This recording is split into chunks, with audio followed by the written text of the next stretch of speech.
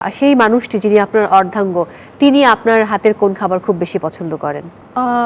এখনো পর্যন্ত বুঝতে পারিনি। এখন বুঝতে পারেননি? এটা কিন্তু বোঝার ট্রাই করবেন। হ্যালো উর্মি, কেমন আছেন? আলহামদুলিল্লাহ ভালো। আপনি কেমন আছেন? আমিও আলহামদুলিল্লাহ খুব ভালো আছি। আপনার সঙ্গে অনেক দিন পর দেখা হলো, অনেক দিন না প্রায় বছর পেরিয়ে যাচ্ছে, তাই তো? বরাবর 1 বছর। আপনার কেমন লাগছে আজকে এসে?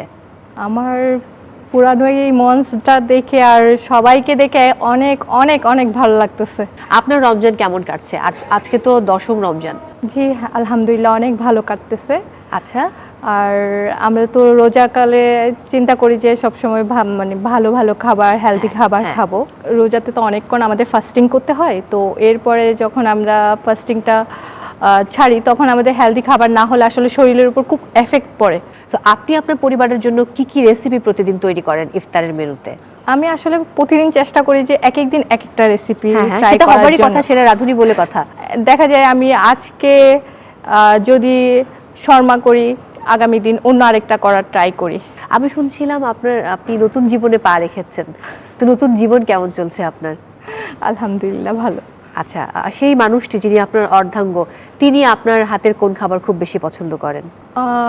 এখনো পর্যন্ত বুঝতে পারিনি। এখন বুঝতে পারেননি? এটা কিন্তু বোঝার ট্রাই করবেন।